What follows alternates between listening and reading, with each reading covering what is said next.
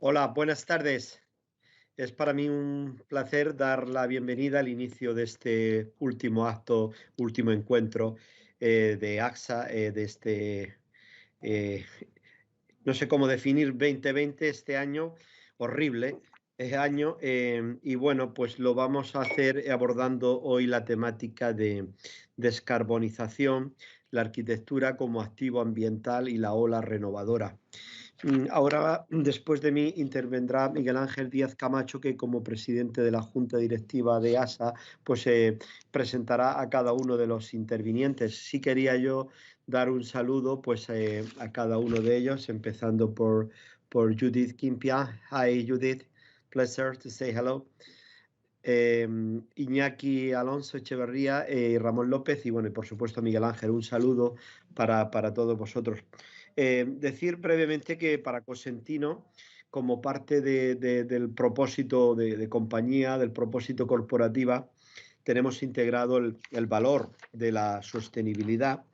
Lo hicimos, lo actualizamos en marzo de este año, 2020, de tal forma que ahora nuestro propósito como compañía es inspirar a las personas a través de espacios innovadores y sostenibles. Esta incorporación de la sostenibilidad pretendemos que sea algo más que un término, que una palabra añadido a nuestro ideario de empresa y procuramos integrarlo en la acción, en el día a día de nuestra compañía, con hechos relevantes y determinantes de ese valor, la sostenibilidad.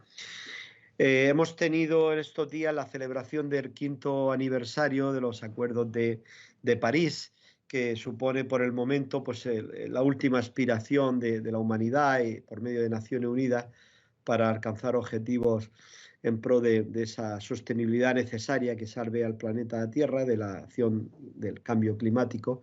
Y bueno, pues la gran alegría también del Consejo Europeo del pasado fin de semana, del día 11 de diciembre, que acordó elevar del 40% hasta el 55% la reducción de emisiones para el año 2030. Esto ha sido una de las mejores decisiones, de las mejores noticias que se ha podido alcanzar en este año que ya está muy cerca de finalizar y que nosotros celebramos y que brindamos porque se pueda conseguir como una aportación de verdad en esa agenda de la sostenibilidad. Sin más dilaciones, agradecer a todos los que estéis participando esta tarde y Miguel Ángel, pues te cedo la palabra. Un saludo. Muy bien, muchas gracias, Santiago. Un placer agradecer otra vez a Cosentino la posibilidad de desarrollar estos encuentros. Arquitectura en positivo, lo hemos llamado este año. Han sido una serie de 6 encuentros divididos en 2 ciclos de 3 y 3. Y este es el último de los 6 que cierra un poco todo este ciclo que dimos en el 2019. Tuvimos a bien llamarlo arquitectura en positivo sin saber un poco la que se nos venía encima, ¿no? Como decía Santiago, un año complicado, difícil. Y bueno, nosotros hemos estado hablando, sin embargo, bueno, pues de transformación, de diferentes transiciones que pensamos que la arquitectura debe desarrollar o debe abordar, está abordando ya, pero debe abordar quizá con más profundidad en los próximos años, ¿no? Así que, como decía, agradecer a Cosentino, agradecer también a la Junta Directiva de ASA, que trabaja duro para que estos encuentros se puedan celebrar, al Comité Científico, que nos apoya en todas las iniciativas, ¿no? Y nos da soporte, y también, por supuesto, a todos los socios de ASA, ¿no? ASA es una asociación sin ánimo de lucro, somos casi 500 arquitectos, yo creo que bueno, muchos ya nos conocéis, pero bueno, venimos desarrollando labores de difusión, de pedagogía, de análisis de diferentes normativas, de diferentes decretos, bueno, pues con el ánimo de que la arquitectura vaya en el camino en el que avanza prácticamente toda la sociedad en su conjunto, ¿no?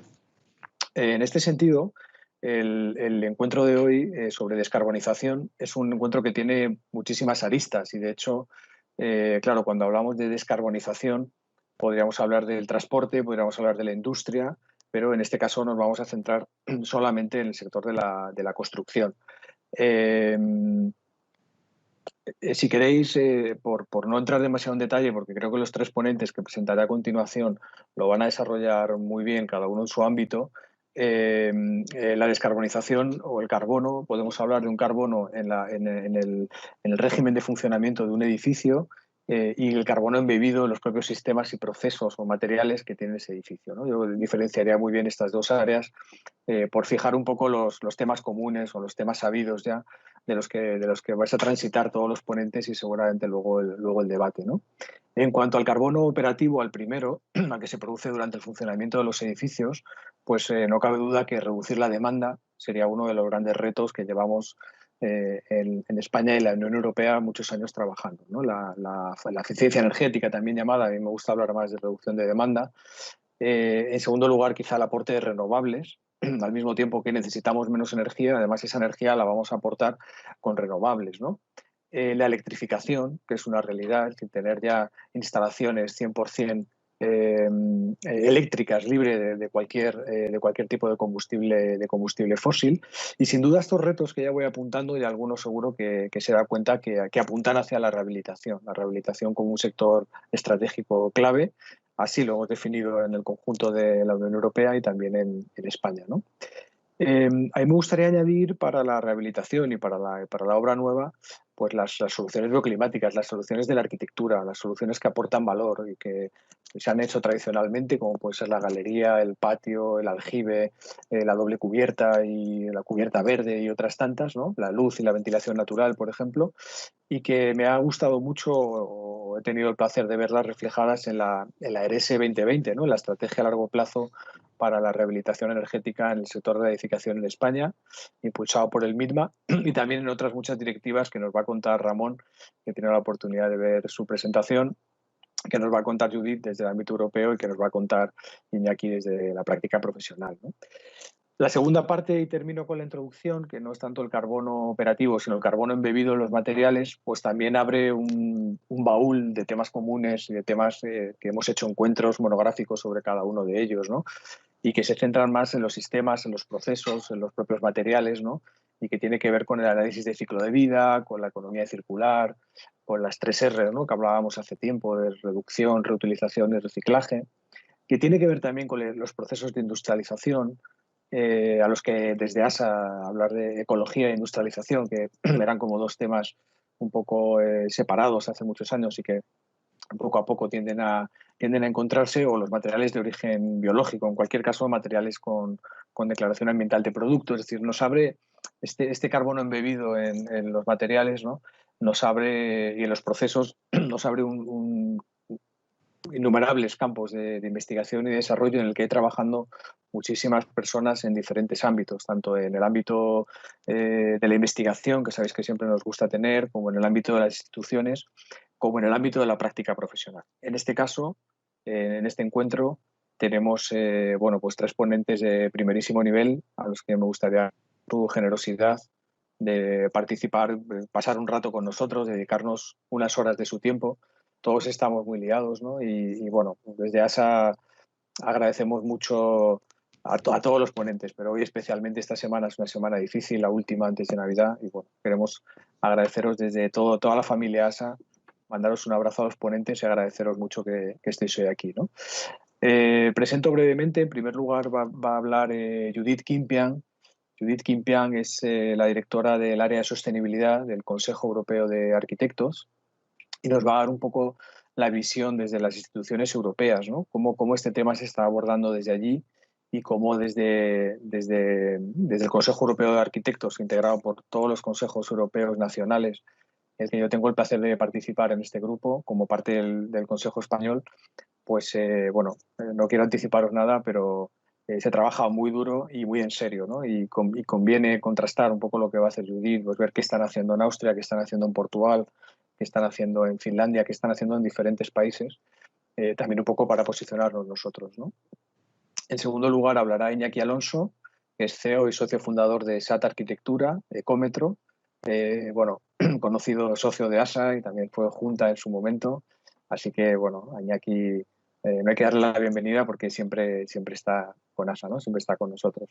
Y por último, Ramón López, también colaborador de ASA de hace muchos años, ¿no? Jefe del servicio de la Subdirección General de Coordinación de Acciones frente al Cambio Climático, parte de la Oficina Española del Cambio Climático. Sería también tener la visión de las instituciones, pero en este caso desde el propio caso español y más aún con la gran actividad que estáis teniendo ahora, Ramón. He podido ver tu presentación y me parece fascinante. Así que tú hablas el último, pero te estamos esperando con muchas ganas. Así que sin nada más que añadir, pues darle la palabra a Judith. Judith, thank you very much for being here today. It's your time. Thank you so much, and thank you for inviting me today. It's delightful to be able to engage with you and your members and everyone present today. I'm afraid my Spanish is not entirely up to scratch, so I'm going to have to speak in English, and I hope that what I'm going to say will resonate with what you've just introduced. So I'm going to talk a little bit about the Architects Council of Europe's perspective on EU policy initiatives, give you a little overview of new developments, the challenges, and what approaches are helpful for architects, and what are the things that we should be asking more of, and what are the things that we should pay attention to when we are discussing with policymakers and implementing practices on the ground. So ACE has been working for many years with the European Commission. If you could, next slide, please. Yeah, so it's just a very quick diagram of ACE working with the different EU organizations, so the council, towards the Council, the Parliament, and the Commission, and also working with our 43 member organizations in 31 countries, representing over 600,000 architects in Europe. We also work internationally with other organizations, and you'll see some of the logos of other NGOs that we are regularly in contact with. Our purpose is to advance the architectural community's interest and high quality architecture in the built environment. And in terms of sustainable architecture, that has we have had, obviously we are facing huge challenges, but at the same time we're also finding we're pushing increasingly at an open door. Next slide, please. So many of you will be aware about EU climate initiatives. The EU climate action has been agreed recently, reducing 55% of greenhouse gas emissions by 2030, and for the EU to become climate neutral by 2050. Next. And the EU Green Deal, which is looking at achieving major cuts in greenhouse gas emissions in the research that's required to achieve that and to preserve the environment. And to this end, the initiatives that are most relevant for architecture in the built environment, sorry about the helicopter noise, is the Circular Economy Action Plan, the Construction Products Directive, and the revision of the Energy Performance of Buildings Directive, as well as the Renovation Wave. Next, please. In terms of the Circular Economy Action Plan, it's looking to cut waste and pollution. And what we find often less mentioned is the cultural value of buildings, the adaptability of buildings, the resilience, and the quality of the built environment. ACE is really arguing for a new approach, so not just accounting for the environmental impacts, but a new approach to design for lifespan and also design by lifespan. So how do we extend the lifespan of the buildings and the interventions that we create? And then how do we differentiate within our designs the different lifespan of the components that we configure in our buildings, so that they are easily maintained, disassembled, reused, and recycled based on their lifespan, and how to account for these cycles in differentiating build-ups and finishes and the building's configuration. Next, please. In terms of the construction products regulation, we are really pushing for transparency in the quality of the building products. the ultimate challenge for architects is to find materials and products that match, that perform equally well as currently specified products, but they cost at least as much or less than mainstream solutions applied. And to this end, we need accessible and robust data disclosed through environmental product declarations, the proliferation of these in the sector, and also innovative tools to embed these quickly and efficiently in design proposals. Next, please. In terms of the renovation wave, the aims of the renovation is to obviously accelerate the transformation of our building stock, reducing fuel poverty. I'm not sure how many of you are aware of the European Bauhaus movement, which is, it's the first time that we're beginning to talk about the cultural value of buildings alongside the sustainability, so the measurable performative aspects of buildings. And it's crucially important that these two converge in our view. As you know, as part of the renovation wave, where each country is going to, there's a long-term renovation strategy being prepared, and each country is going to be required to create a national energy and climate plan. Within this, ACE's position is to support the whole building approach. It's really astonishing for me to listen in conferences and in debates and publications and realize that most approaches are still focusing on fabric first approach only and not on the whole building approach. There's a huge big difference between the value that we create by focusing on an architectural reconfiguration of the building instead of just focusing on a fabric first approach. And not only that, but also we are looking to support and track initiatives that combine green neighborhood renewal and support local self-organization with advice from architectural professions, engineering, landscape, legal advice, and providing this at local level to allow communities to apply. So local communities are most interested in public realm interventions. They're not very interested in energy renovation, and they're entirely, well, they often are not interested in the intricacies of carbon saving, let's put it that way. But the local self-organization that you can create via the green renewal of public realm is the same vehicle and the same mechanism that you need for upscaling retrofit or green retrofit in individual buildings. And so we're looking to work with the Commission on tracking the initiatives that work really well. Next, please. I wanted to just give you a very quick introduction to the EU levels framework.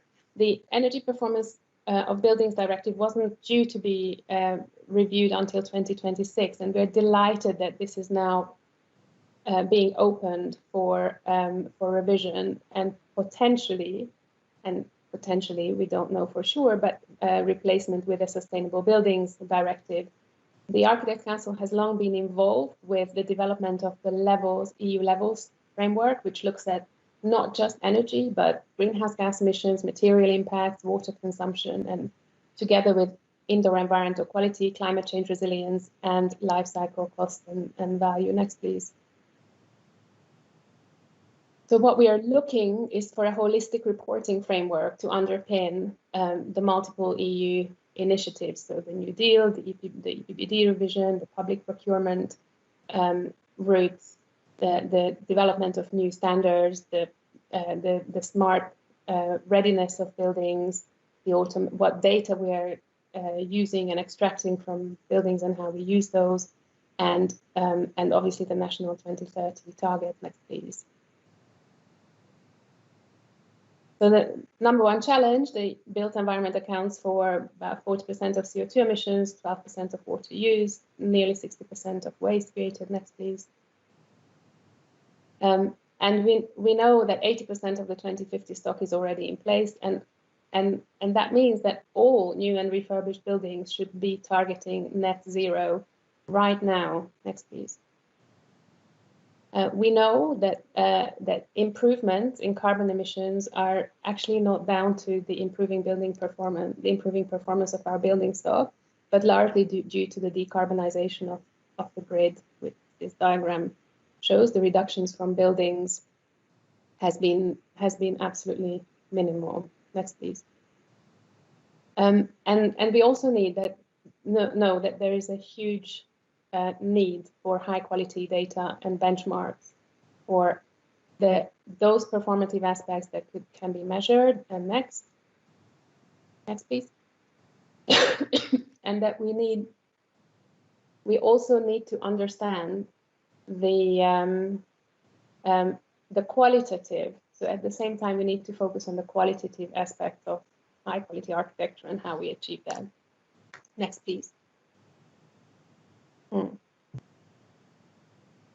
the first thing we need to do is redefine building performance as not just apologies, not just the resources used, i.e. energy, water, and materials, but next please, the quality of the environment that we achieve with that, and in that comfort and well-being, climate change resilience, and the adaptability of buildings, pardon me, and social, economic, and environmental value. Next, please. And we need to do that, keep clicking, please, over a building's lifespan. So from product to construction to use to end of life, and also beyond life. Next, please. As my colleague Peter Andreas Suttrup from the Danish Architectural Chamber often says, we spend 90% of our time in buildings and 100% of it in the built environment. So what can we do? First of all, we can measure to manage the things that are measurable, but we need to do this in a harmonized way from design to operation. So we need to focus on the material, so the life cycle impact of the building, the measured indoor environmental quality. We also need to understand how occupants perceive our buildings, and then have the various costs, life cycle cost, maintenance costs, and value creation that we trigger as architects. Next, please.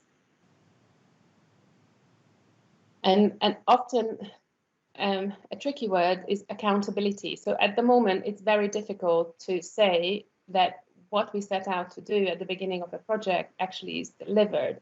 And architects always complain that they are powerless in this process. And one of the reasons why we are powerless is because A, these metrics are not harmonized from design to operation. And secondly, because we don't, there's no requirement to compare what we set out to do in terms of sustainability and what actually gets delivered from planning to design to procurement to use. And that also means that we really find it hard to learn and accelerate the development of innovative and new techniques and technologies. Next, please. So often we end up comparing apples and pears over the life cycle of the building. Next, please, and different stages of project. So one of the initiatives of the Architects Council is to close the energy performance gap and also to close the life cycle performance gap. So because the difference that we see between what we set out to do and what happens in reality, as you have seen in my first slide, we have not come significantly closer to improving the performance of our building stock until now, despite the increasingly stringent regulations. So it's not that architects don't like to do scheduling, we like to do scheduling that actually matters, that makes a difference, that we can, next please, that we can use to balance the different conflicting drivers during design. So are we going for taller floor heights, but thereby increasing the embodied carbon of a building? Or are we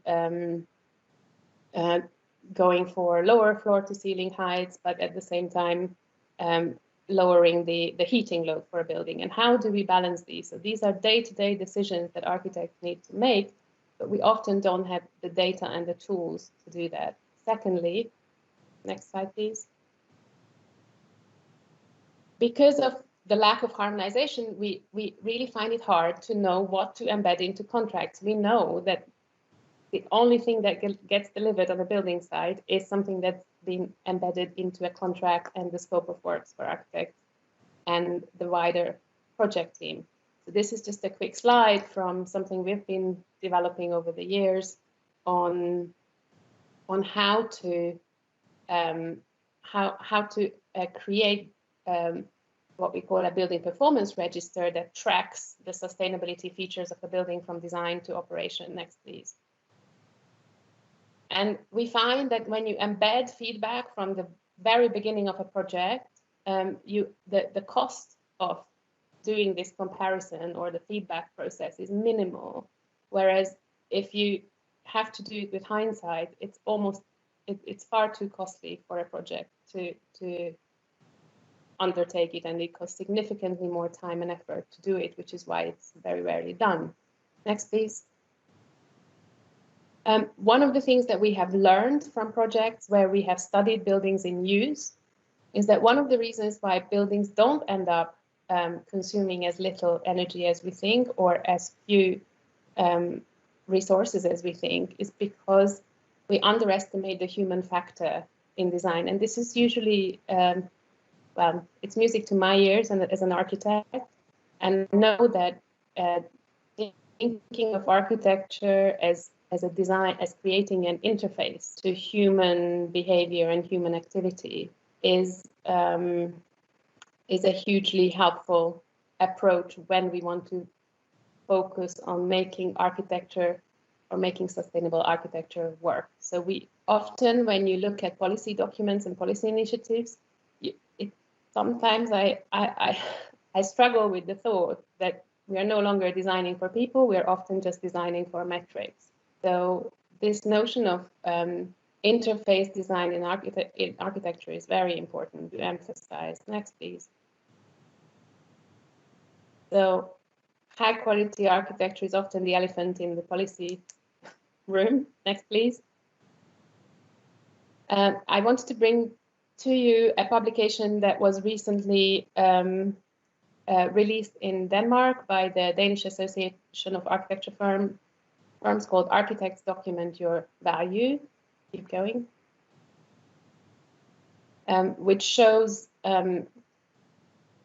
which gives a really good framework for architects to begin to use feedback to promote not just the environmental performance of their buildings, but also the cultural value. But one of the things, so the thing that ACE really emphasizes in this process is that feedback not only helps us improve our technologies and techniques and approaches in delivering sustainable architecture, but it also reconnects us with our end users and helps us think of buildings more as interface design challenges and objects that transform and live and have a life of their own for many, many decades.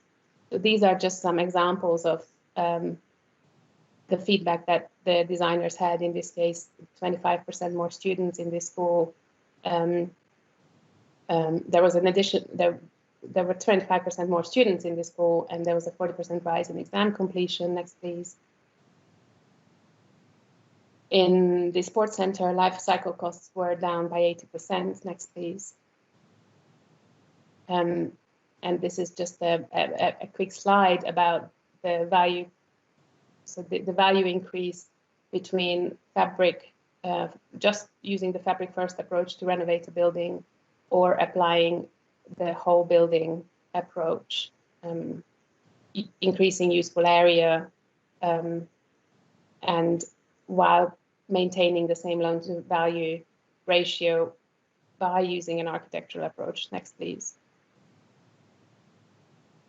Just some examples of ACE, of resources that ACE has collated over the years. So our focus is, we're increasing our focus on sharing knowledge and best practice between our member organizations. Next, please.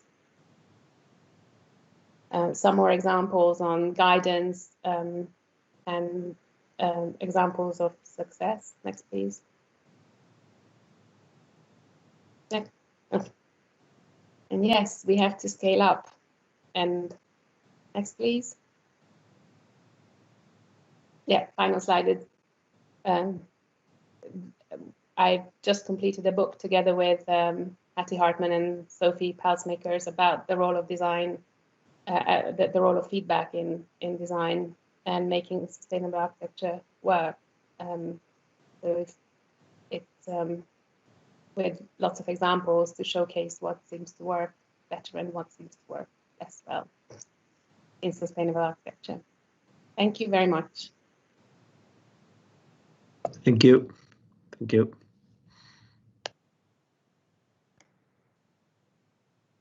I can't hear you. Okay, now. Okay, voy a hablar en castellano porque creo que te están traduciendo. Bueno, interesantísima, claro, es un baño de datos espectacular el que nos has dado. Yo me quedo con el primer dato de 600.000 arquitectos, ¿no? Trabajando en digamos que integran el Consejo Europeo de Arquitectos, ¿no? Imaginaros si estuviésemos todos ligeramente no voy a decir alineados, pero sí por lo menos con la brújula en la misma dirección, el impacto que podríamos tener, ¿no? en los términos de los temas que ha tocado Judith, ¿no? Bueno, volveremos a ello en el debate y sin más, porque creo que vamos mal de tiempo, doy paso a Iñaki Alonso, cuando quieras.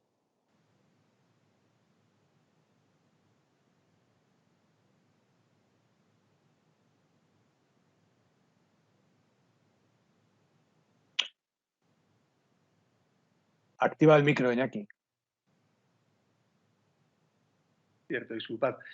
Nada, buenas tardes. Mil gracias, Miguel Ángel. Es un placer volver a estar en ASA y muchas gracias por haberme invitado a esta mesa que, como bien sabéis, la gente que cercana a ASA, pues llevamos trabajando tanto tiempo. Creo que tengo una presentación, cuando podáis la vais poniendo y mientras os voy contando.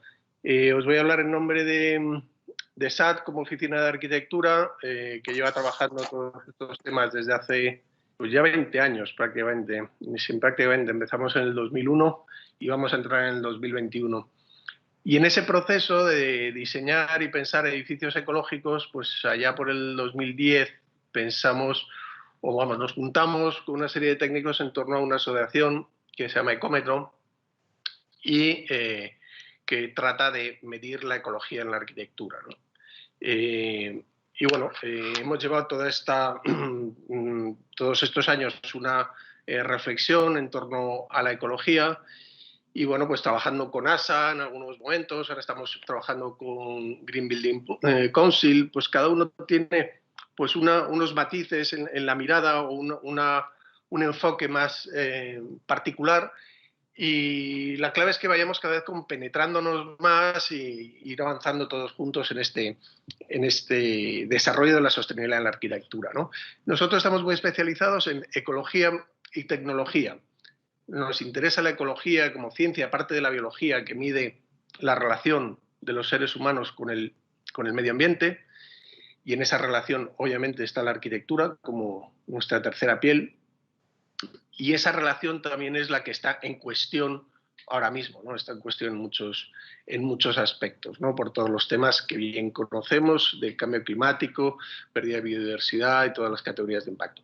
Y la otra parte que nos interesa mucho es la tecnología, ¿no? Cómo a través de la tecnología podemos ayudar a medir esa ecología, ¿no? Entonces, ahí nos hemos especializado en desarrollo de herramientas tecnológicas que sean capaces de medir aspectos, porque yo creo que la clave ahora mismo también está en cuantificar esto, lo tangible, lo intangible, que hemos hablado muchas veces en ASA, ¿no? Cómo podemos medir todo esto para poder ir avanzando, ¿no? Lo que no midamos es difícil que podamos seguir avanzando, mejorándolo, ¿no? Entonces, lo que hemos hecho desde Ecómetro es desarrollar herramientas de análisis de ciclo de vida, fundamentalmente para trabajar un poco todos los indicadores que se trabajan a través de la herramienta propiamente dicha de análisis de ciclo de vida y poder cuantificarlos, ¿no? Y luego la otra parte de la asociación es difundir, que igual que a través de estos debates, pues entre todos, gracias a este tipo de difusiones que ha montado ASA hoy, es la manera que podemos compartir conocimiento, y vuelve a implementarse el tema de la tecnología en la difusión, ¿no? Y yo creo que esto es lo que nos puede llevar a avanzar mucho más rápido, porque realmente tenemos prisa, tenemos cierta urgencia por trasladar a la sociedad todos los conceptos que llevamos tiempo trabajando desde las diferentes asociaciones en torno a la sostenibilidad, ¿no? Si me puedes pasar, una de las cosas claves que nos puede ayudar el tema de la tecnología es hacerlo un poquito más fácil, ¿no? Hacer que esto de medir, hacerte una huella de carbono, hacer un análisis de ciclo de vida de un edificio no sea un infierno y podamos, bueno, hacer sencilla la complejidad, que es un concepto que a mí me apasiona, y yo creo que la tecnología puede llevar a hacer un poquito más sencilla todo lo que es la complejidad. En la sostenibilidad la tenemos que entender desde la complejidad, porque hay un montón de factores que afectan a nuestra relación con el medio ambiente. Vamos a hacer un ejercicio de simplificación y vamos a hacer un ejercicio, bueno, propio de nuestro paradigma más científico y reduccionista, de hablar solo de CO2, ¿no? De hablar de cambio climático. Pero no podemos perder nunca la perspectiva de que el CO2 probablemente pueda ser el rey de los impactos, pero en la selva de los impactos, ¿no? Realmente estamos en el periodo de la sexta extinción, estamos en un momento de máxima pérdida de biodiversidad, con problemas de eutrofización, con problemas de acidificación, de recursos materiales, y todo eso afecta fundamentalmente a esa relación con la que estamos construyendo nuestros edificios, ¿no? Entonces, hablando de cambio climático, encontramos un lenguaje, encontramos un indicador, que es el carbono o el carbono equivalente, ¿no? Pero no podemos dejar de replantearnos un poco todos los factores que influyen en la arquitectura. Si puedes pasarme, por favor. Y bueno, en torno al carbono, pues sí que nos hemos dado cuenta que los edificios gastaban muchísima energía, por lo tanto emitían un montón de CO2, y todo lo que hemos construido prácticamente, pues hasta la crisis, el 90% de las construcciones y la mayoría que se han construido antes de los años 80, que no había normativa, ¿no? Que creamos la primera normativa energética, el CT79, pues son muy deficientes energéticamente. Por lo tanto, la energía operacional, esto que hablaba Miguel Ángel al principio, el uso de los edificios, ha tenido un peso y tiene hoy en día un peso muy importante en términos medioambientales en emisiones de CO2.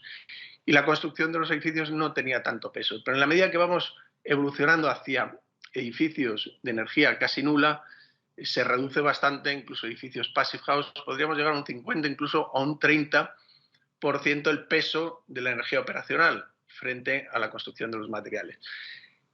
Y si ya introducimos conceptos de electrificación y de 100% energías renovables, podríamos llegar a hacer edificios que no tienen emisión de CO2 en su uso, ya que bueno, pues funcionan con 100% energías renovables y están 100% electrificados.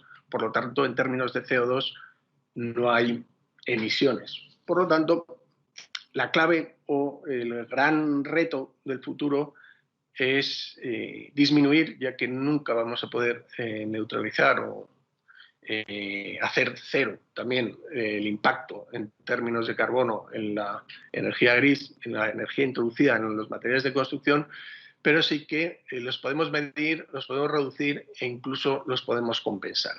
Y eso es lo que proponemos nosotros como edificios de energía, edificios de CO2 nulo, ¿vale? Edificios que no tengan emisiones de CO2 porque calculan, minimizan, compensan, electrifican y funcionan 100% energías renovables. Y esto no es un plan para 2030 que está muy bien para 2050. Es nuestro plan, o lo que proponemos como un plan para 2021. Nosotros ya todos los edificios que hemos hecho en este 2020 son edificios CO2 nulo, que funcionan de esta manera. Entonces yo creo que hay que generar una cultura, hay que generar unas instituciones, unas normativas y hay que, bueno, pues reconstruir todo un gran pues dinosaurio de normativas y de legislaciones para ir hacia ahí. Pero aquí me gustaría apelar también a los arquitectos, a los clientes, a los técnicos, para que de una manera más bottom-up, mientras que toda esa estructura top-down se construye, pues podamos ir dando pasos en esta línea, ¿no? Si me puedes pasar, por favor. Y bueno, nosotros lo reducimos a 5 pasos, intentamos hacer el concepto sencillo. Un edificio CO2 nulo es aquel que es capaz de por lo menos medir la huella de carbono del edificio a través de herramientas. Nosotros hemos propuesto una, hay más en el mercado, y aquí tenemos un reto como sociedad española, como sociedad conjunta de colaboración y de establecer pues unos mecanismos y unas maneras de medir que sean lo más estables, lo más homogéneas y bueno, que nos puedan servir, y aquí me refiero sobre todo a sistemas de bases de datos que sean abiertas y que sean, bueno, pues estables y que sirvan de referencia para que los análisis de ciclo de vida y la huella de carbono que podamos hacer en un edificio pues sea lo más consistente, ¿no? Entonces, por aquí se ha ido avanzando en los últimos años, pero todavía hay mucho recorrido que avanzar en torno a las declaraciones ambientales de productos, los valores estimados de referencia, la metodología, las normas UNE han avanzado mucho, pero tenemos una asignatura pendiente en cuanto a las bases de datos, ¿no? Nosotros en su momento con ASA desarrollamos una base de datos y con el Instituto Torroja y el apoyo de la Oficina Española de Cambio Climático. Ahora estamos revisando y rehaciendo esa base de datos y con el objetivo de que esté abierta en el Instituto Torroja y que al final bueno, pues podamos desarrollar diferentes herramientas, pero tengamos metodologías comunes y sobre todo referencias comunes y bases de datos comunes, ¿no? Si me puedes pasar, por favor. El segundo punto, una vez que medimos, podría ser reducir y obviamente para poder reducir la huella de carbono la tenemos que medir. ¿No se me oye? ¿Hola? Sí, yo no sé yo si... te oigo, Iñaki. Sí. Ah, vale. Bueno, ahí veis la herramienta que hemos desarrollado en todas las categorías de impacto. Como os decía, la huella de carbono es importante y probablemente el mayor reto que tenemos a corto plazo, pero como veis ahí salen las 6 categorías de impacto que están establecidas dentro de la norma UNE que regula el análisis de ciclo de vida. Si me pasas, por favor.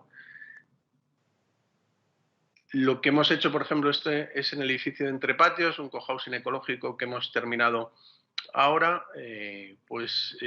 Tenemos el análisis de ciclo de vida en la etapa A1, A3, que es la parte de materiales. Como veis, es la parte que genera mayor impacto, la parte en rojo. Luego hay una parte relacionada con el transporte, que es la A4, una parte relacionada con el impacto en el proceso de construcción, es decir, la cantidad de energía que utilizo durante la obra, 1 año, 2 años, para mover la grúa, bueno, pues si necesito generador, todo lo que necesite en el proceso de construcción, que es la etapa A5.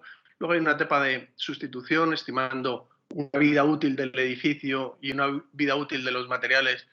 Se estima cada cuánto voy a cambiar los materiales, el impacto que van a generar el cambio de esos materiales. Aquí toda la parte de economía circular de un edificio desmontable, industrializado, pues afecta mucho a esta etapa B4. En cuanto vayamos a edificios mucho más industrializados y desmontables, esa línea se va a reducir. Y luego la última es la energía operacional, que, bueno, en este caso Entre Patios, como es 100% renovable en su uso, no tiene impacto en la fase operacional. En cambio, en la fase de construcción tiene 1.300 toneladas de CO2, que vienen a ser unos 392 kilos de CO2 por metro cuadrado. Yo creo que este es el lenguaje del dato que tenemos que empezar a manejar entre los arquitectos, pues sí que manejamos o igual que manejamos el coste de obra, ¿no? Tu edificio vale 800 euros metro cuadrado, pues también deberíamos empezar a manejar cuánto contamina su edificio, señor Foster, como decía la peli, ¿no? ¿Cuánto pesa en términos de CO2, ¿no? 400 kilos de CO2, 600, 700, y bueno, y en torno a metodologías de cálculo, pues que vayamos consensuando y acercando cada vez más, ¿no? Si me puedes pasar, por favor. El siguiente punto es, una vez que calculamos, poder minimizar, ¿no? Pasa y bueno, en el momento que calculamos nos damos cuenta de los impactos que tenemos en los diferentes capítulos del edificio. Y ahí, pues, obviamente, minimizamos a través de estrategias de diseño bioclimático, como decía Miguel Ángel al principio, bajando las demandas al mínimo y haciendo que el edificio en esa parte de gasto de energía operacional pues gaste lo mínimo posible, ¿no? Pero en la fase de construcción también, si me pasas, por favor, en la fase de construcción tenemos pues la posibilidad de utilizar diferentes materiales. Por ejemplo, aquí en Entrepatios lo hemos hecho con madera y el impacto medioambiental de alguna manera frente a otros materiales, a un hormigón o a un acero, es muy diferente, ¿no? Y además conceptualmente en términos de carbono, pues a nivel de paradigma es radicalmente diferente. En uno construyo con carbono absorbido a través de los árboles metido en la madera, y con ese carbono absorbido secuestrado en la madera yo construyo un edificio a través de la captura de carbono. Y si lo construyo con cemento, pues lo hago a través de la emisión de CO2, ¿no? El cemento, por ejemplo, es el causante del 6% de las emisiones de CO2. Aquí hay una diferencia abismal en cuanto a los procesos constructivos que puede ir incorporando, ¿no? Método de aislamientos, de textiles reciclados. Bueno, en cuanto nos vamos dando cuenta del impacto por metro cuadrado o por volumen de un material, pues bueno, podemos ir tomando diferentes opciones el mercado. Que no sea solo la estética y el precio, pues igual los dos elementos que han ido marcando las decisiones de los técnicos, sino que tenemos que poner al lado también el elemento medioambiental, ¿no? Pasamos, por favor. Y bueno, una vez que calculamos la huella de carbono, la minimizamos, pues nos queda una huella de carbono inevitable. Cualquier proceso industrial tiene su impacto, aunque construyamos un edificio con balas de paja, pues también hay un impacto, ¿no? Hay un tractor que corta la paja y hay una empactadora que se lleva algunos. Entonces, es clave calcularlo y luego, pues ya podíamos dar un paso más como ejercicio de conciencia desde el punto de vista que todo genera un impacto y podemos pues incorporar un proceso de compensación a través de la plantación de una serie de árboles o algún proyecto de biodiversidad. Hay muchos proyectos ahora a nivel mundial donde puedes compensar las emisiones derivadas de la construcción de cualquier cosa y en este aspecto de un edificio, ¿no? En torno a 1.300 toneladas de CO2, pues tenemos programas de compensación y ahí Ramón igual incide un poquito más en estos programas que también lleva Miteco, que bueno, pues tienes compensaciones de CO2 desde 10 euros, 8 euros, 50, 60, depende del programa y la capacidad de absorción del CO2. Pasamos, por favor. Aquí en Entrepatios nos hemos trabajado con 3 programas, uno para compensar 50 toneladas de CO2 con un proyecto de reforestación aquí en España a través de un sistema de drones, otro proyecto de renovables en Namibia donde hemos compensado 900 toneladas y otro de biodiversidad.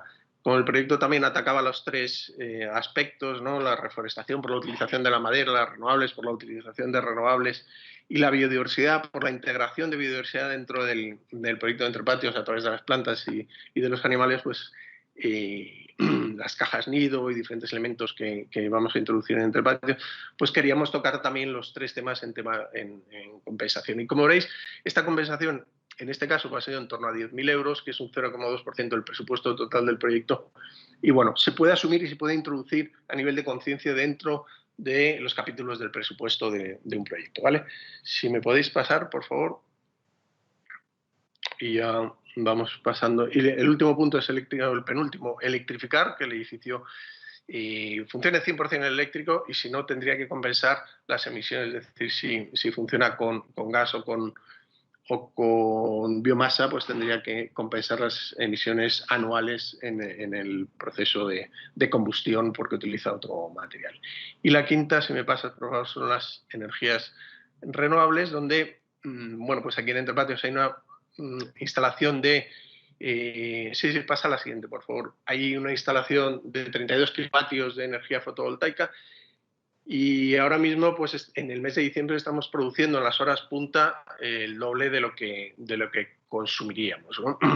O sea, ya tenemos unos cálculos de consumo, la instalación está conectada a la mitad, y en cuanto tengamos toda la instalación conectada al 100%, pues vamos a estar produciendo bastante más de lo que consumimos en las horas puntas, y luego hay que ver cómo hacemos la gestión de la acumulación de esa energía o la venta, ¿no? Que en principio está planteado como venta. Con esta idea hemos desarrollado diferentes proyectos, como este de Triodos Bank en Málaga, son 300 metros cuadrados, y tenía una huella de carbono de 278 kilos metro cuadrado, ¿no? Aquí se compensó con unos programas de CODES en Nicaragua. Pasa, por favor. Y a este le dieron un segundo premio del Green Solution Awards en Europa, ¿no? No, a nivel mundial. Esta es la oficina de Greenpeace, es una oficina de 1000 metros cuadrados, con una huella muy bajita, 124, bueno, porque la rehabilitación era menos intensa, y bueno, se cuidó muchísimo, se llevó al extremo para Greenpeace los materiales que se han utilizado dentro de la reforma. Pasa, por favor. Y acabamos, que son dos.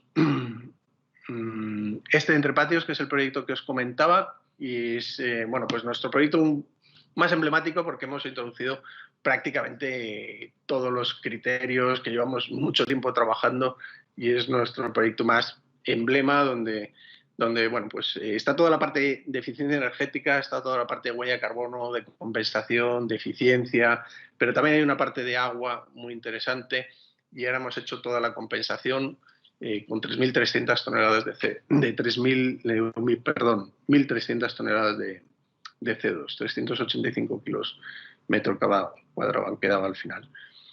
Y si pasas a la última, bueno, esto es otro coworking que hemos terminado también este año, y también CO2 nulo, y donde hemos calculado también toda la huella de carbono y un poco con los mismos criterios. Entonces, bueno, lo que quería transmitir es que se puede. Este es otro proyecto que estamos haciéndolo ahora, esperando la licencia, empezará la obra en enero, que también va a ser CO2 nulo, y tenemos una línea de promoción para hacer 10 proyectos en Madrid de promoción. Hemos montado una promotora de edificios descarbonizados, una promotora de edificios bueno, que llevan todos estos criterios que hemos introducido en Entrepatios, y a través de esto también queremos concienciar de que realmente se puede, que tenemos el conocimiento para implementar estas herramientas y estos conceptos, y bueno, ahí está, 2030 y 2050, pero desde el punto de vista de los técnicos no podemos pasar de 2021, y tenemos que empezar a introducir todos estos conceptos lo antes posible. Así que nada, muchísimas gracias a Asa y a Miguel Ángel por haberme invitado, y espero que en el coloquio podamos compartir impresiones. Seguro que sí, gracias a ti, Iñaki. La verdad es que es un placer escucharte, ¿no? Y enhorabuena por todos esos proyectos y por todos los premios que avalan un poco toda la trayectoria, sobre todo por pasar quizá de esa cosa más intuitiva, ¿no? De la bioclimática de los 70 a esta cosa como más metodológica, ¿no? Que has explicado muy bien, y que tiene detrás todo ese rigor y toda esa metodología de análisis de medición.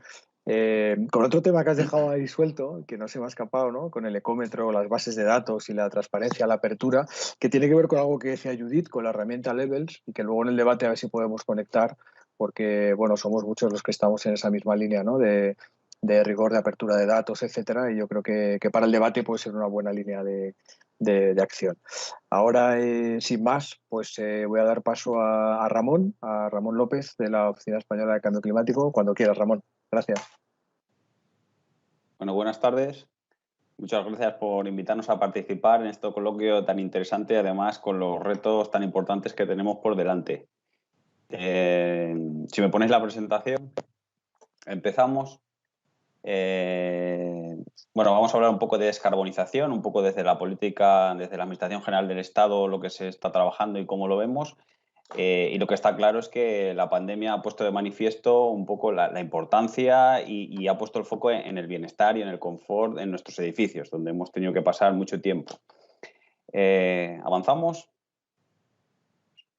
Bueno, no sé si veis algo en la presentación. Esto simplemente os he querido poner aquí un poco las emisiones del sector de la edificación desde el año 90 hasta el último inventario nacional de gases de efecto invernadero, que hace referencia al año 2018. Lleva un decalaje de 2 años, ¿vale?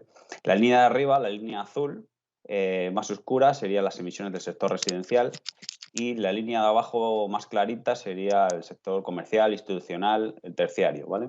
Como veis, desde el año 90 las emisiones han ido creciendo paulatinamente hasta que llega el año 2010 con la crisis económica, y ahí hay un descenso importante, descenso de la actividad económica, que se nota en las emisiones. Estas son emisiones directas, ¿vale? Las emisiones directas de la edificación, ¿vale? Que nos llevaría hasta 2018 en torno a 16 millones de toneladas de CO2 emitidas anualmente por nuestros edificios. Lo que quiero indicar es que vuelve un poco para atrás, un momento, ahí. Simplemente indicar que estamos en un momento de inflexión. Actualmente tenemos el reto de empezar a reducir esas emisiones a la vez que incrementamos el PIB, es decir, desvincular crecimiento y emisiones de gases de efecto invernadero. El último año, 2019, en el avance de inventario hay una reducción significativa debido un poco a que fue un año cálido, ¿vale?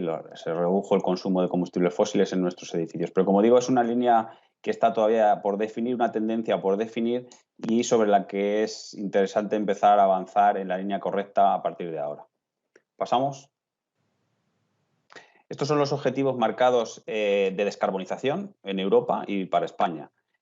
Básicamente quería indicaros, el objetivo ha pasado al 55, bueno, ya se está acordando, pero esto es lo que teníamos, y lo que se distribuye, cómo se distribuye ese objetivo de descarbonización es, por un lado, los sectores incluidos en el régimen de comercio de derechos de emisión, el ETS, que básicamente en España es como un 40% de las emisiones, la generación eléctrica, los grandes sectores industriales.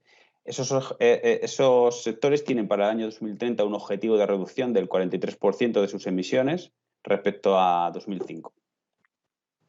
Y los sectores difusos, entre los que se encuentra la edificación, también está el transporte, la agricultura, los residuos, gases fluorados, la pequeña industria. Su objetivo es un menos 30% respecto al año 2005. Y ese objetivo se distribuye por países. Al caso de España nos corresponde un 26% de reducción de esos difusos. Si esto parece complicado, pues pasamos adelante. Y aquí os quería marcar un poco el nuevo objetivo marcado por la Comisión y por el Consejo de llegar a una reducción del 55% de nuestras emisiones con respecto al año 1990. En ese gráfico no puedo señalar, pero la línea azul con la que se inicia el gráfico es la tendencia de emisiones en Europa. Llegamos a 2020 en ese punto azul. Fijaos que hemos quedado por debajo del objetivo. El punto negro era el objetivo marcado, ese objetivo del menos 20% que hablábamos en 2020. Hemos quedado por debajo y la crisis económica de los últimos años nos ha ayudado a ello. Y el punto gris sería ese menos 40%. Pues fijaros que bajamos, el 55% sería el punto naranja. Bajar al menos 55% en 2030. Y si eso parece complicado, fijaos en 2050. Sería un balance neto neutro en emisiones. Es un esfuerzo importante y, como decía Iñaki, no puede recaer en las administraciones públicas conseguir todo esto. O sea, esto tiene que ser todos los actores trabajando a la vez si queremos conseguir un beneficio para la sociedad colectivo. En este gráfico quería señalar que la línea naranja discontinua, que llega a 2050, es el balance neto, que sería neutro. Pero hay un residual de emisiones en la línea naranja, ¿veis?, que se compensa con los sumideros de carbono, que es la parte que está por debajo de cero. La idea es que hay sectores en los que será muy difícil descarbonizar. Estamos hablando, pues, emisiones de metano en la agricultura, por ejemplo, sector residuos, no sé, quizá industria pesada que necesite grandes temperaturas. Pues ese residual que quede debe ser compensado con sumideros de carbono, con el sector LULUF, Land Use, Chase and Forestry. Y quiero indicar que hay sectores como la edificación o el transporte que no están ahí, o sea, porque tienen opciones tecnológicas para llegar a cero. Por lo tanto, el objetivo de la edificación es emisiones nulas en 2050. ¿Vale? Pasamos. Quería indicar algunas novedades en el ámbito europeo que se han lanzado recientemente. Por un lado, este aumento de ambición de la Comisión Europea para llegar al 55%, y nos indica que esto requiere duplicar la tasa de renovación de edificios en Europa. En España, en Europa está actualmente en torno al 1%, sería duplicarlo. En España todavía no estamos en ese 1%. E incluso se plantea la posibilidad de poner impuestos a la energía y al CO2 en la edificación, también en el transporte. Incluso incluir la edificación dentro de ese régimen de comercio de derechos de emisión, el ETS, donde estaba excluido, ¿vale? O sea, son posibilidades, pero en la línea de descarbonizar el parque edificado en los próximos años. ¿Pasamos? Bueno, la estrategia Renovation Wave, que la conocéis. Simplemente he querido señalar algunos puntos que me han parecido relevantes para el foro de hoy. Por un lado, la sostenibilidad global de la construcción, incluyendo los materiales, las soluciones basadas en la naturaleza, ese enfoque de ciclo de vida que hablaba Iñaki y en el que empezamos a trabajar hace unos años con el Torroja, con la base de datos de OpenDAP. No es solo desarrollarlo y trabajarlo, sino que debe utilizarse. Otro punto que os he recogido ahí es un poco, lo recoge este Renovation Wave sobre la revisión del reglamento de productos de la construcción y el desarrollo de una hoja de ruta por parte de la Comisión para reducir las emisiones de carbono en el ciclo de vida completo en edificios. También la Comisión habla de acelerar el trabajo en temas de normalización sobre estándares de resiliencia climática para edificios. Y ahora, posteriormente, hablaremos del Plan Nacional de Adaptación al Cambio Climático, que es un poco lo que se enfoca a esto, a la mejora de la resiliencia. ¿Pasamos? Bueno, y la última iniciativa europea que quería comentar es el Reglamento de Taxonomía, que quizá nos queda un poco lejos, pero es muy interesante. Son criterios para definir actuaciones y calificarlas como medioambientalmente sostenibles, digamos, verdes. Son criterios que se desarrollan a través de actos delegados que desarrollan este reglamento de taxonomía y básicamente nos van a decir en los próximos años, cuando queramos financiar alguna actuación, si queremos hacer una rehabilitación de un edificio, si queremos construir un edificio nuevo o si queremos comprar o alquilar un edificio, qué características debe tener esa actuación para calificarla como verde y recogerla así en la financiación que vamos a obtener. Una herramienta fundamental va a ser el certificado energético del edificio, que nos dirá qué letra, qué calificación debe tener eso que estamos haciendo para ser considerado como tal. Y ya aterrizando, volvemos a la anterior, aterrizando en España, simplemente comentaros aquí, no veis yo creo nada. Se ha desarrollado recientemente la estrategia a largo plazo para una economía moderna, competitiva y climáticamente neutra en 2050. Como imagináis, es una estrategia muy amplia que no solo incluye la edificación, incluye muchos sectores. Y aquí tenéis un poco lo planificado para el sector de la edificación. Abajo, en la barra de abajo, tenéis las emisiones en 2020, en torno a 28 millones de toneladas de CO2 equivalente. Son emisiones directas de las calderas de nuestros edificios. Ahí no están los consumos eléctricos. Y cómo pasarían a 19 millones en 2030, a 7 millones en 2040 y 0 en 2050. ¿Vale?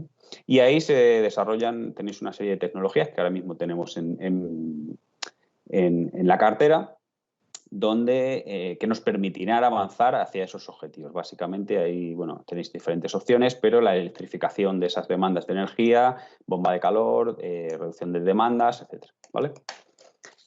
Pasamos. Hablando de instrumentos nacionales, quería citar algunas cuestiones relevantes. Por un lado, el proyecto de ley de cambio climático y transición energética, que incorpora la consideración del cambio climático necesaria en la planificación y gestión territorial y urbanística, y también en intervenciones en el medio urbano. El plan de recuperación y transformación en resiliencia de la economía española es fundamental en los próximos años. Creo que es necesario aprovechar la experiencia que tenemos en el uso de estos recursos, de fondos europeos en los próximos años, para mejorarlo y realmente utilizar bien este tipo de fondos. Este plan son 72.000 millones de euros de fondos europeos hasta 2023 y ahí la agenda urbana, las infraestructuras resilientes, la transición energética son pilares fundamentales. Hablaré posteriormente un poco del Plan Nacional Integrado de Energía y Clima y del Plan Nacional de Adaptación al Cambio Climático. Quería citar la Estrategia Estatal de Infraestructura Verde, Conectividad y Restauración Ecológicas, que se ha aprobado también hace semanas. Define la infraestructura verde como una red coherente de zonas naturales, seminaturales, pero que incluye también las zonas urbanas y periurbanas, y en eso hay que trabajar. La característica fundamental de la infraestructura verde es su multifuncionalidad. Multifuncionalidad en términos de mitigación del cambio climático, adaptación, pero también prevención de inundaciones, regulación de avenidas, regulación térmica y alivio de ese efecto isla de calor, fomento de la biodiversidad, sumidero de CO2, etc.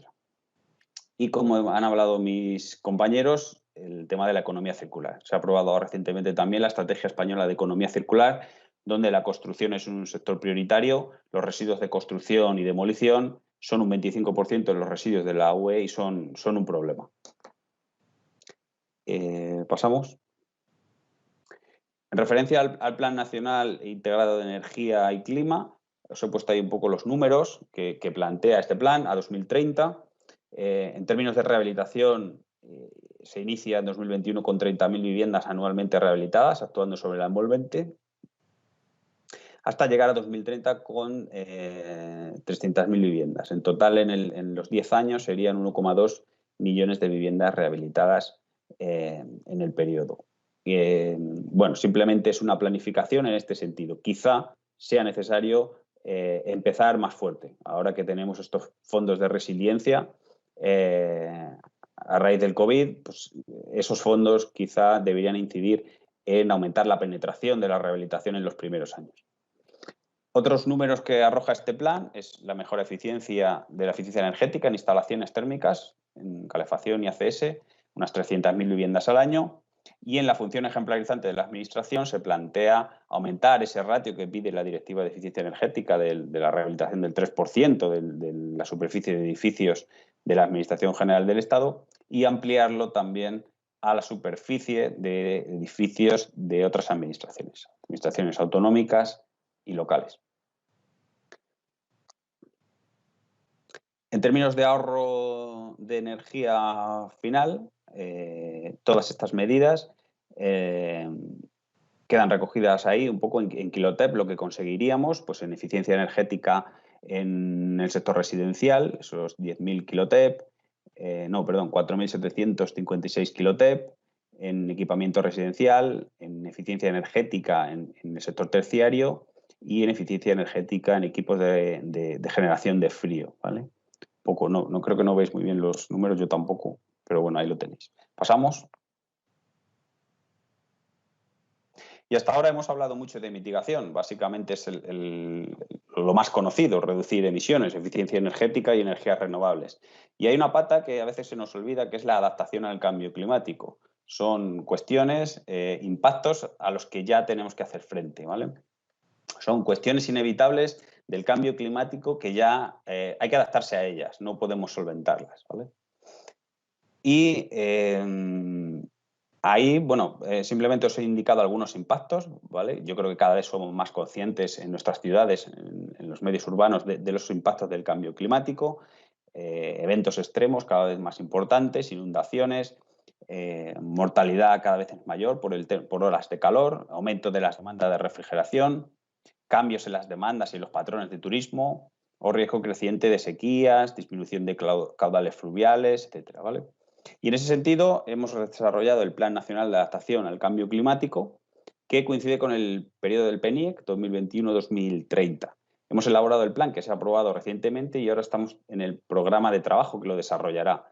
Y si estáis interesados podéis participar. O sea, estamos en esa fase de recoger medidas, actuaciones en las que podamos avanzar en los próximos años en las líneas que marca el Plan Nacional de Adaptación al Cambio Climático. Estas líneas son, por un lado, vinculación y refuerzo con la agenda urbana española, en términos de indicadores, etcétera. Una integración de la adaptación al cambio climático en la planificación territorial y urbana, pues teniendo en cuenta escenarios de cambio climático, elaborando mapas de clima urbano, los conceptos de infraestructura verde, soluciones basadas en la naturaleza, la zona de bajas emisiones. Esto es un concepto que incorpora el proyecto de ley de cambio climático y transición energética para municipios de más de 50.000 habitantes a partir de 2023, ¿vale? Y es un concepto a desarrollar y muy interesante en la planificación de nuestras ciudades. Otro de los puntos del plan es la integración de la adaptación ya en el ámbito de la edificación. Y aquí hay mucho camino también por recorrer, en términos de recuperación de aguas pluviales y aguas grises de nuestros edificios, criterios bioclimáticos que hemos hablado, cubiertas verdes, construcción con madera, el tema de los sistemas urbanos de energía sostenible, etc. Y un último punto sobre comunicación, divulgación y participación ciudadana, que es fundamental. Bueno, pues en todas estas líneas, si os veis representados y con ánimos, podéis participar y avanzar en este programa de trabajo que estamos elaborando actualmente. ¿Pasamos? Creo que lo comentaba Judith, es fundamental la generación de conocimiento en todos estos ámbitos, cuestiones novedosas, y contamos con una web, Adapteca, donde podéis utilizar recursos que tenemos ahí colgados en diferentes ámbitos, en el ámbito de la edificación, del urbanismo, etcétera, pues cómo elaborar un plan local de adaptación al cambio climático, medidas de mitigación y adaptación al cambio climático en el planeamiento urbano, reducción de la vulnerabilidad frente a inundaciones de los edificios, soluciones basadas en la naturaleza, etcétera. Bueno, guías en ese sentido que podéis ver en esa web. En esa web también podéis ver un visor de escenarios climáticos para España. Esto es muy interesante.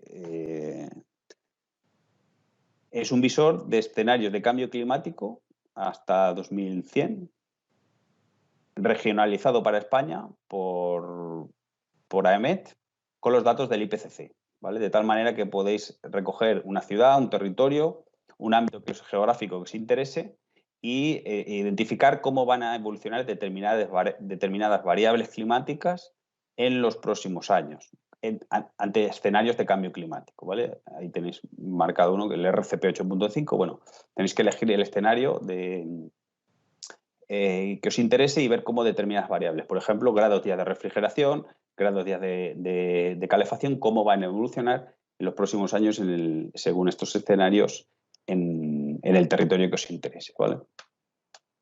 Pasamos. Bueno, ya acabo con esta. Simplemente indicar que queda mucho por hacer, como os he comentado, que hay mucho trabajo, el objetivo es muy ambicioso y creo que debemos trabajar conjuntamente, administraciones y la sociedad civil, por avanzar en este bien común. Creo que es un momento muy oportuno, como he dicho, porque estamos en un pistoletazo que nos puede llevar en una tendencia o en otra. Vamos a contar con los fondos de recuperación y resiliencia y es importante utilizarlos bien. Y aquí os he puesto un plan de impulso al medio ambiente, PIMA Cambio Climático, que lanzamos nosotros. Las convocatorias las lanzarán el año que viene las comunidades autónomas. Más la importancia de los recursos financieros que aportan, no es en lo que me quiero señalar, sino en la tipología de actuaciones que queremos impulsar con este plan de impulso al medio ambiente. No son las tradicionales líneas de financiación en la materia que tenemos desde las administraciones, principalmente la Administración General del Estado, básicamente rehabilitación, planes renove de calderas, ventanas, etcétera. Son otro tipo de cuestiones sinérgicas entre mitigación y adaptación al cambio climático. Bueno, y quería compartirlas con vosotros porque me parecen muy interesantes para la profesión, ¿vale? Las comento si quieres. Hay que pasar 2 slides para atrás. Ahí. Por un lado, la integración del cambio climático e infraestructura verde en la planificación y gestión urbanística, ¿vale? Los análisis de escenarios de cambio climático en mapas de clima urbano, mapas de ventilación urbana, etcétera. Por otro lado, la adaptación de edificios para prevenir el exceso de calor, ¿vale? Pues principalmente en equipamientos para los grupos más vulnerables. Centros educativos, centros de salud, etcétera. Y ahí se incluye también la climatización de edificios en base a refrigerantes naturales. Es un tema novedoso, refrigerantes naturales como amoníaco, CO2, hidrocarburos, que sustituyen a los tradicionales HFCs, ¿vale? O incluso hidrofluorolefinas con un potencial de calentamiento inferior a 150, ¿vale? Es un reto que la refrigeración cada vez va a ser más importante y es necesario utilizar refrigerantes con bajo potencial de calentamiento. Otra de las líneas es la apertura de refugios climáticos abiertos al uso público, que ya tenemos experiencias en España en ese sentido. La aplicación de soluciones basadas en la naturaleza, ¿vale? Para prevenir riesgos de alta temperatura, riesgos de incendio en espacio urbano forestal, inundaciones, sequías, etc. La intervención en el espacio público para atenuar el efecto isla de calor, y que aquí hay múltiples opciones: creación de microclimas con láminas de agua, sombreamiento natural, sistemas urbanos de drenaje sostenible, etc. También se incluye, que creo que habéis hablado antes de las cajas nido, pues el incremento de la biodiversidad urbana, que es un tema que muchas veces se olvida, pero es interesante. La mejora de la infraestructura urbana, verde y azul, con la restauración de tramos urbanos de ríos, que es una cuestión fundamental para dar vida a nuestras ciudades. La creación de zonas inundables, la mejora de la conectividad natural entre el medio urbano y periurbano, etc. Como he dicho, el diseño de zona de bajas emisiones, que es una cuestión que en los próximos años se va a hablar de ello. Y finalmente, un cajón desastre para la imaginación de los arquitectos, urbanistas y todos los que os gusta la profesión, como es elaborar proyectos a escala de barrio que incidan sobre el metabolismo urbano, haciéndolo más resiliente. Aprovechar el espacio público, aprovechar espacios infrautilizados, equipamientos en desuso, tema de huertos urbanos, etcétera, ¿vale? Bueno, esto es una línea que hemos lanzado que nos parece muy interesante para los próximos años en materia de adaptación al cambio climático, también mitigación, y que estará disponible para los municipios a partir del año que viene. Con esto acabo y muchas gracias a todos.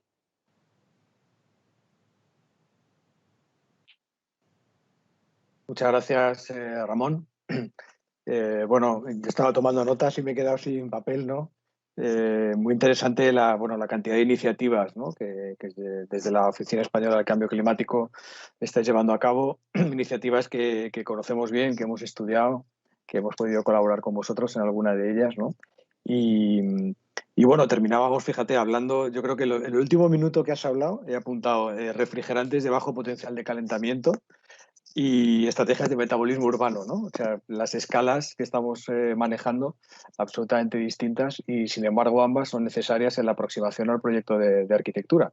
Nosotros en el despacho estamos terminando una biblioteca y estamos justo con esas dos cosas a la vez, ¿no? Con las dos escalas, la escala de las climatizadoras y de los refrigerantes y la escala de todo el paisaje alrededor del edificio y cómo interactúa con el mismo, ¿no? Por lo tanto, me parece también que es un reto para nuestra profesión, ¿no? Yo creo que debemos de seguir formándonos, de seguir trabajando en esta línea, porque yo creo que a nadie se le escapa, escuchando vuestras intervenciones, la complejidad que hay detrás de todo esto, ¿no? Es un cambio de modelo de lo que significa hacer arquitectura, yo creo que total, ¿no? Yo tenía apuntadas, fijaros, 3 preguntas en general para los 3.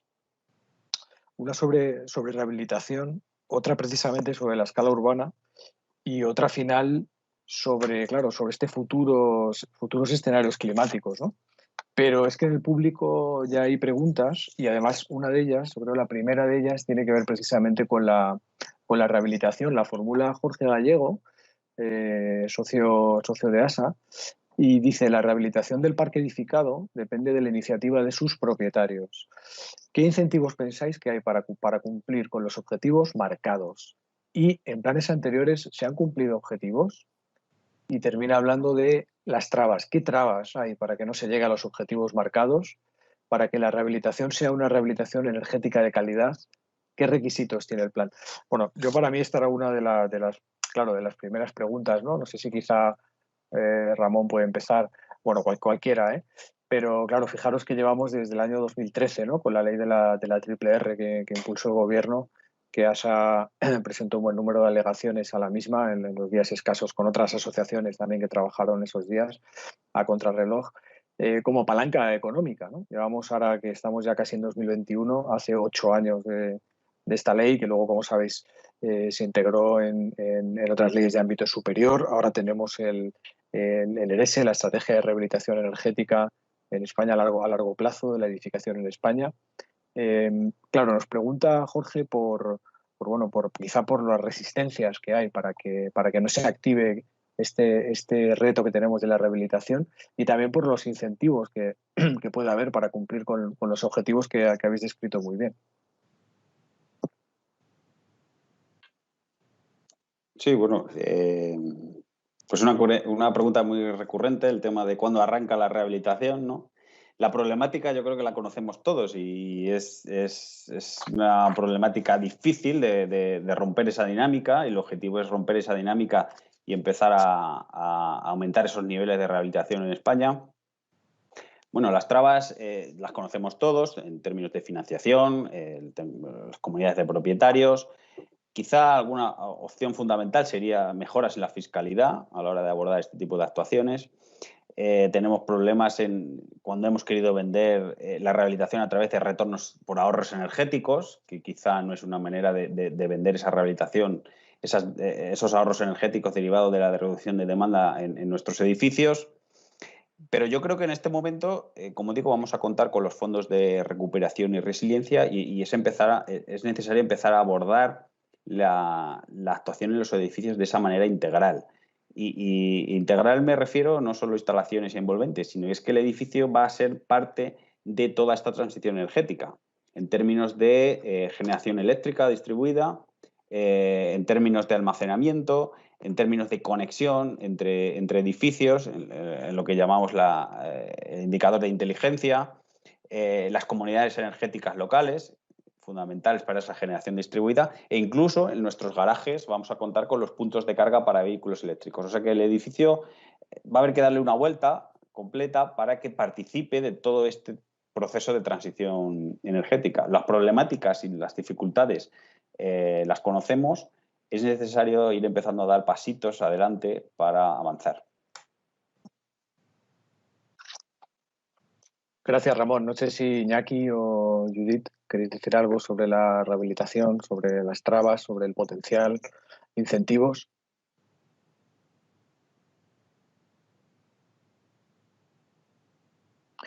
Activa el micro, por favor, Iñaki.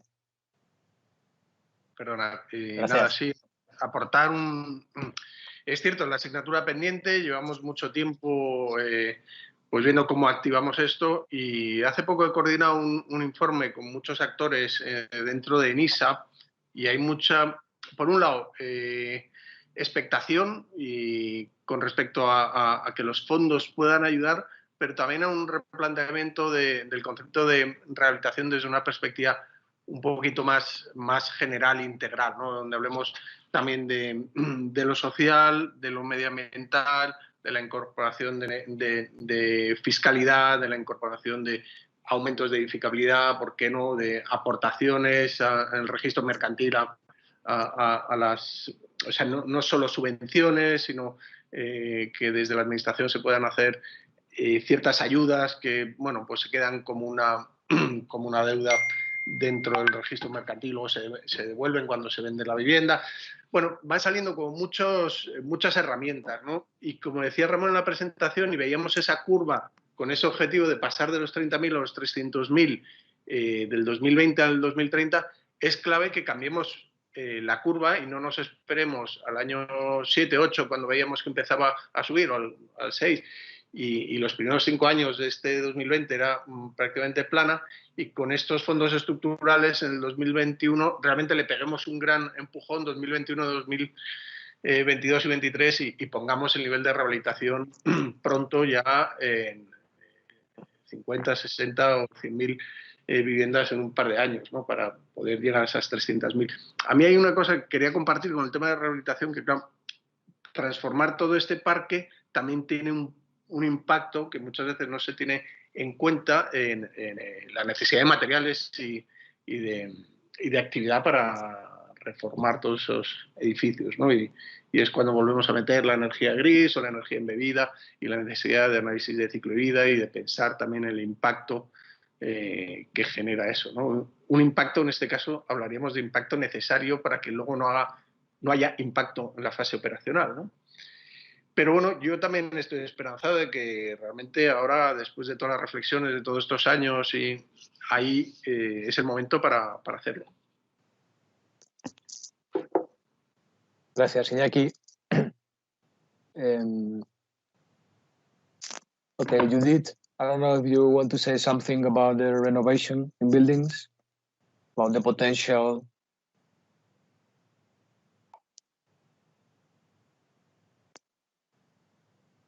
Okay, maybe Judith is not listening. I don't know. Okay. Bueno, si queréis pasamos, bueno, interesantísimo lo que decís, sobre todo esta última reflexión tanto de Ramón como de Iñaki, ¿no? Esto que decías, Yes, claro que... I actually, before I do that, I have a question for Iñaki Alonso, because I was really impressed with the quality and aesthetic of the project. And I think one of the things that we find in sustainable architecture is that, one of the comments that we often face is that buildings are either sustainable and ugly or beautiful but don't perform. And I think that based on the information you presented through your projects, they're both beautiful and perform. And I just wanted to put the question back to you in what does it take to do that?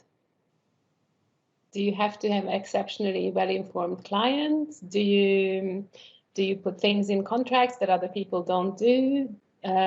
Do you do a lot more in-house than you would have normally done before in terms of project analysis? You showed the embodied carbon calculations, obviously, and it would just be interesting to know what does it take to get projects like this off the ground. And it does look like they're popular because you seem to be having more and more invitations to do them. So what do you think? ¿Me puedes traducir? Sí. Bueno, básicamente te felicita por los proyectos, Iñaki, igual que bueno, yo creo que hacemos un poco todos, y pregunta cómo has conseguido llegar a esos resultados, ¿no? Preguntaba si a través de unos clientes informados, a través de, bueno, pues de un conocimiento técnico previo. Hay una parte justo ahí que se ha desconectado brevemente, pero creo que la pregunta iba por ahí, ¿no? Que ¿Cómo has conseguido llegar a esos resultados a nivel de obra construidas reales con ese nivel de medición, ¿no? ¿Cuáles han sido las características de cada uno de los encargos, cómo han sido, ¿no? Bueno, pues obviamente a cualquiera que trabaje en sostenibilidad, tener como cliente a Greenpeace o a Triodos Bank, pues es ya un paso muy avanzado, ¿no? Son clientes que ya están muy concienciados, ¿no? También me he pasado mucho tiempo detrás de ellos, sobre todo de Triodos Bank y Greenpeace, no tanto, participamos en un pequeño concurso, pero realmente si no son estos clientes que están haciendo, en el caso de Triodos Bank, banca ética, están financiando proyectos renovables, o una ONG como Greenpeace, si no son ellos los que van a hacer oficinas ecológicas, ¿quién las va a hacer, ¿no? Y bueno, pues yo me planteaba y sigo proponiendo a ONGs, a empresas que están trabajando en sostenibilidad, bueno, pues cualquiera que está con el discurso de sostenibilidad, y no debemos olvidar que en este discurso va a entrar todo el mundo en la próxima década y vamos a tener un problema de greenwashing. Pues yo voy a las empresas y le digo, bueno, pues si tu discurso de venta hacia afuera es sostenibilidad, tu punto de venta, tu punto de trabajo, tu espacio de trabajo tiene que ser lo más sostenible para que tus valores sean lo más coherentes posibles, ¿no? Y bueno, pues con esa estrategia y con esa insistencia, pues vamos consiguiendo este tipo de proyectos. Y luego con la parte de la vivienda, de la promoción, ahí, bueno, Entre Patios es el primer cohousing ecológico aquí en Madrid, que llevamos trabajando mucho tiempo, pues mucho tiempo es desde hace prácticamente 20 años, estudiando el modelo Andel de Dinamarca y diferentes modelos de cohousing en Europa. Pues también es mi casa, estoy ahora en esta conferencia desde aquí, desde Entre Patios, y bueno, y hay un conjunto de personas muy concienciadas, de ecologistas en acción, donde también pues el cliente vuelve a ser muy concienciado, ¿no? Sí que me pasa mucho tiempo intentando convencer a inmobiliarias grandes, no las convencía, entonces el año pasado montamos una inmobiliaria que se llama Distrito Natural para promover edificios ecológicos de cohousing con toda la cultura de la vivienda colaborativa, incorporar todos los conceptos de cultura colaborativa, incorporar todos estos conceptos medioambientales en la inmobiliaria. Pero no es fácil, por contestar a Judith, pero siempre es mucho más fácil si tienes a este tipo de cliente ya muy concienciado. Y muchas gracias por sus comentarios. Gracias. Y aquí hay otra pregunta de Judith, pero si no os importa voy a saltar también al público, luego retomaremos, ¿no? Aunque esta vez una pregunta también para Iñaki en este caso, de María Jesús González, Comité Científico de ASA, que pregunta cómo se combina la inercia térmica en la construcción en madera. No, una pregunta un poco más focus, ¿no? en la construcción y en este caso, ¿no? Un concepto como la inercia térmica. Bueno, pues metiéndola solo en el suelo. O sea que aquí hay que manejar varios factores, ¿no? Un factor es la eficiencia energética, donde desde un punto de vista bioclimático y en nuestro clima y en el clima que viene sería necesaria la inercia térmica. Y desde un punto de vista de relación superficie construida, superficie útil con lo que vale el precio metro cuadrado de Madrid, tenemos que ir a muros lo más finos posibles, porque si no el coste metro cuadrado es muy alto, ¿no? Por lo tanto, meter inercia térmica en muros no es viable económicamente. Forjados de madera y encima del forjado de madera una capa de compresión con un mortero de cemento o de cal y incorporamos toda la inercia térmica solo en ese sitio, ¿no? Sacrificamos bueno, pues algo de inercia térmica que podría ir también en muro, porque la inercia térmica además la conseguimos a través de masa. Intentamos hacer edificios industrializados en seco, donde cada vez vaya menos masa, y el único sitio donde metemos masa es en el suelo, que cumple dos funciones, inercia térmica y la parte acústica, que con la madera también es un problema la parte acústica. Entonces, con 10 centímetros, aquí, por ejemplo, en Entre Patios tenemos todos los ventanales a sur, la capa de compresión se ha quedado como un elemento de hormigón pulido y se calienta todos los días, ahora en invierno, con el sol que viene bajito y bueno, pues genera... prácticamente yo no he tenido que poner la calefacción aquí en Entre Patios hasta ahora prácticamente ningún día. Algún día que ha habido nublado. Sino con el calor que se produce durante el día no hace falta calefacción. Nada.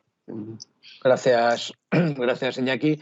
Bueno, la verdad es que empieza a haber más preguntas en el público. Voy a dar paso, yo espero que me soplen a qué hora terminamos, porque si no yo sigo con el debate. Hay bastantes preguntas, pero bueno, yo creo que en 10-15 minutos ya nos cortarán. Hablábamos antes, efectivamente, hablando de la rehabilitación, yo creo que tanto Ramón como tú hablabais de la integralidad, ¿no? Que es algo que el otro día hablábamos con el IDA, de la manera de aportar valor a los fondos europeos que nos llegan para rehabilitación.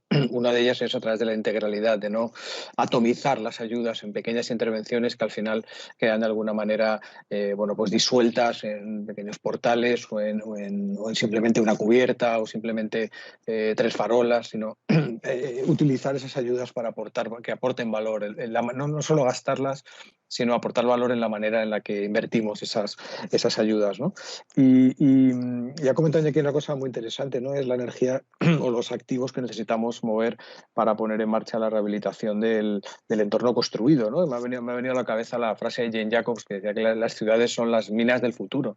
Realmente la energía embebida que existe en las ciudades es brutal. O sea, realmente lo que seguramente ahora tenemos que hacer son procesos de activación o de reactivación a través de estos procedimientos que creo que los tres habéis contado desde como de diferentes perspectivas, ¿no? Hay una pregunta en el público que tiene que ver con la industrialización. Yo creo que ya está en parte contestada, pero aún así Ángel Luis García Martín os pregunta si creéis que la construcción industrializada favorecerá a esa meta de descarbonización a corto plazo, o aún nos queda por convencer a los promotores para favorecer ese desarrollo. Pregunta Ángel Luis.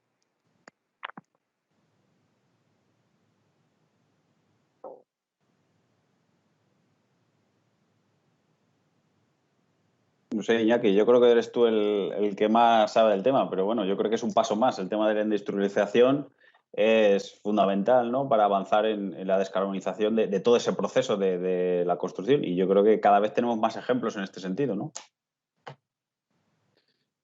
Sí, efectivamente, además hay mucho interés y se están haciendo muchas cosas.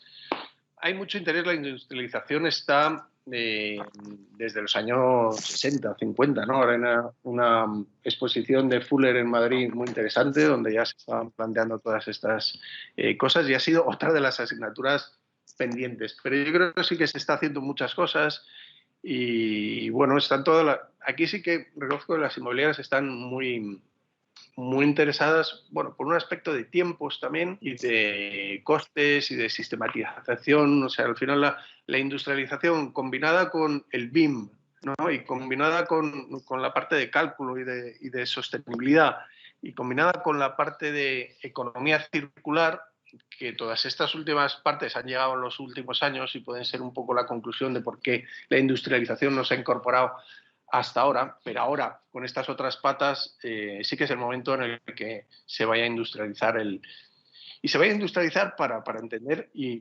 monetizar también el edificio, o tener una perspectiva económica del edificio en el largo plazo. Hoy estamos construyendo edificios que se pueden desmontar dentro de 50 años, y cada uno de los materiales, dentro de 50 años vamos a tener industria de economía circular creada para reutilizar cada uno de los materiales que desmontemos. Cuando va a haber un problema de materiales tremendo dentro de 50 años, porque los recursos son limitados. Obviamente vivimos en un planeta finito cuando sigue creciendo la población, y dentro de 50 años no va a ser una anécdota esto de la economía circular, o 3 o 4 empresas que reciclan, reutilizan. Es decir, los edificios ya se van a pensar para desmontarse, pero es que los que estamos haciendo ahora se van a desmontar dentro de 50 años, y los materiales se van a reutilizar y se van a meter en otros círculos, ¿no?, en otros circuitos. Entonces, pues eso es un valor económico también, y eso todo esto se empieza a incorporar dentro del concepto de industrialización, ¿no? Y tenemos que mirar la economía desde una perspectiva largoplacista y desde una perspectiva compleja, ¿no? Entonces, yo creo que bueno, estamos en un proceso de transformación de la construcción bestial y radical de nuestra sociedad en general. Todo el tema de cambio de paradigma es cierto, estamos en pleno cambio, ¿no? Pero la construcción, con esos impactos tan potentes que tiene, ¿no?, de la necesidad del 50% de los materiales, de las emisiones en torno al 35%, de la energía en torno al 40%, es bestial el impacto que tiene en nuestra sociedad, ¿no? Entonces, la transformación tiene que ser bestial también, y bueno, pues la industrialización con todas estas otras patas que han surgido, yo creo que sí que va a calar en la sociedad o en el sector de la construcción en los próximos años. Muy bien, muchas gracias, Iñaki. Thank you very much, Judith. Y muchas gracias, Ramón. Me dicen que tenemos que acabar, tenemos que cortar, tenemos traducción simultánea también, como sabéis. Daros las gracias a los ponentes, a todas las personas que habéis estado escuchando detrás, comentando, y de alguna manera sintiendo esta permeabilidad a todas estas ideas y conceptos que hemos estado trabajando de aquí, que muchos de vosotros también los estáis trabajando en vuestros estudios, en vuestras escuelas, en las aulas, con vuestros clientes, ¿no? Y bueno, terminar con, decía aquí, diseñar para el desmontaje. Hemos escuchado también diseñar para las métricas, que decía Judith. Diseñar para futuros escenarios climáticos, que decía Ramón, ¿no? Diseñar para las personas en cualquier caso, ¿no? Muchas gracias a todos y nos vemos en el próximo ciclo de ASA del año 2021. Un saludo. Muchas gracias, Miguel Ángel. Muchas gracias a todos.